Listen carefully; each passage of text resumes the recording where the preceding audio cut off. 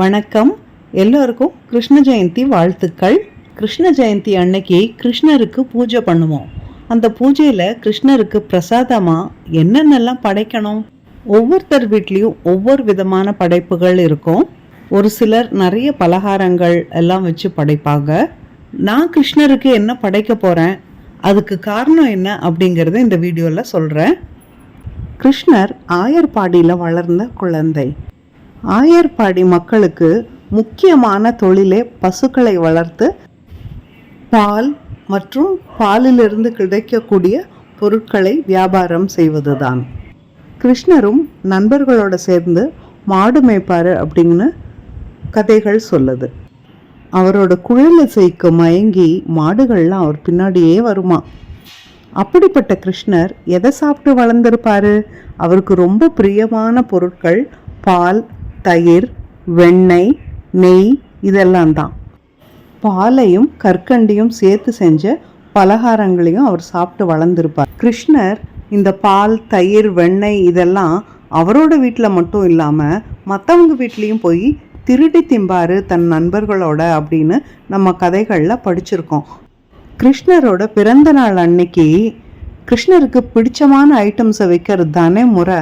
அதனால நான் பால், தயிர், வெண்ணெய், நெய் இதெல்லாம் மெயினாக வைக்க போகிறேன். கூடவே கிருஷ்ணருக்காக நான் ஆசையாக செஞ்ச பால்கோவாவையும் வைக்க போகிறேன். அதுக்கப்புறம் கிருஷ்ணர் வளர்ந்து கல்யாணம் பண்ணி வாழ்ந்துட்டு இருக்கும்போது அவரோட பழைய நண்பர் குஷேலர் பரம ஏழை கிருஷ்ணர்கிட்ட தன் கஷ்டத்தை சொல்லலாம் அப்படின்னு கிருஷ்ணர்கிட்ட வராரு. வந்தவர் கிருஷ்ணரை பார்க்கறதுக்கு, தன்னோட நண்பனை பார்க்கறதுக்கு வெறும் கையோட வர முடியுமா அப்படின்னு அத்தனை ஏழ்மையிலையும் அவர்கிட்ட இருந்த ஒரு பிடி அவலை ஒரு அழுக்கு துணியில் கட்டி கொண்டு வராரு கிருஷ்ணர்கிட்ட. அந்த பரம ஏழை அன்பாக கொண்டு வந்த பொருளை கிருஷ்ணர் அவ்வளோ ஆசையாக வாங்கி சாப்பிட்றாரு. தன் பக்தர்கள் எவ்வளோ எளிய பொருளாக இருந்தால் கூட அதை அன்போட பக்தியோடு கொடுத்தா மனப்பூர்வமாக ஏற்றுக்குவார் கிருஷ்ணர்.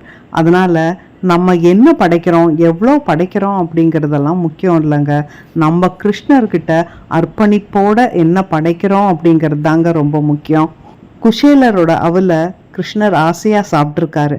அதனால் அவர் ஆசைப்படுற அந்த அவலை கூட நான் கிருஷ்ணருக்காக வைக்கிறேன்.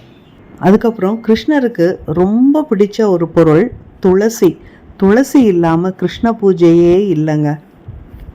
நம்மளால் பால், தயிர், வெண்ணெய்னு எதுவுமே வைக்க முடியலன்னா கூட ஒரு கிள்ளு துளசி கிருஷ்ணருக்கு நாம் கிருஷ்ணான்னு சொல்லி அவர் பாதத்தில் அர்ப்பணிச்சா போதும். அவரோட அருள் நமக்கு நிறையவே கிடைக்குங்க.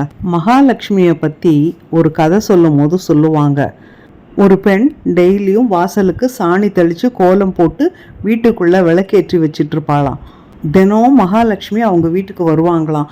இதை பார்த்து பொறாம பிடிச்ச அவங்க வீட்டுக்காரங்கெல்லாம் என்ன செய்வாங்க, நீ இனிமே சாணி போட்டு வாசல்லாம் தெளிக்கக்கூடாது, வீட்டில் விளக்கு வைக்கக்கூடாது அப்படின்னு அவளுக்கு கடுமையான உத்தரவு போட்டுடுறாங்க. அவளுக்கு கட்டளையிட்டவங்க ரொம்ப முக்கியமான ஒருத்தங்க. அவங்களோட வார்த்தையை அவளால் மீறவும் முடியாது. ஆனால் இந்த புத்திசாலி பெண் என்ன செஞ்சா, டெய்லியும் ஒரு குந்தமணி அளவுக்கு சாணியை வாசலில் போட்டுடுவாள். அதுக்கப்புறம் விளக்க குடத்துக்குள்ளே ஏற்றி வச்சிட்டு இருந்தா. குடத்துக்குள்ளே விளக்கு வச்சா வெளியே வெளிச்சம் தெரியாது இல்லையா, அதனால் இப்படியே அவள் செஞ்சிட்டு இருந்தா.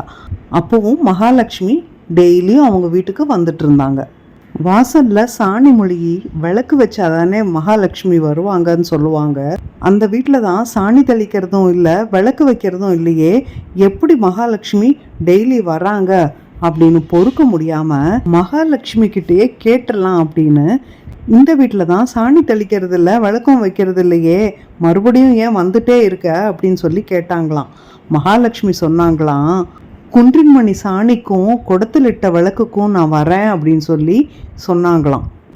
அதுபோல தாங்க கிருஷ்ணருக்காக வேற எதை படைக்கிறீங்களோ இல்லையோ, கிருஷ்ணருக்கு பிரியமான துளசியை மட்டும் படைச்சிங்கன்னா கூட கிருஷ்ணரோட பிறந்த நாளில் அவர் சந்தோஷப்பட்டு நம்மளுக்கு சிறந்த ஆசீர்வாதங்களை தருவார். எப்படியாவது கிருஷ்ணரை கும்பிடணும் அப்படிங்கிற எண்ணம் மட்டும்தாங்க நமக்கு வேணும். அது இருந்தாலே போதும். நம்ம எண்ணங்களே அவருக்கு மலராகவும் பாலாகவும் தயிராகவும் தந்து பாலில் தயிராக, தயிரில் வெண்ணெயாக, வெண்ணெயில் நெய்யாக உருகும் கிருஷ்ணர் நமக்காக உருகி அருள் புரிவார். ஜெய் ஸ்ரீ கிருஷ்ணா. இந்த பிரசாதங்களோட கோலமிட்டு தீபமேற்றி நம்ம வழக்கமாக நம்ம வீட்டில் என்ன பூஜை பண்ணுறோமோ அந்த மாதிரி பண்ணணும்.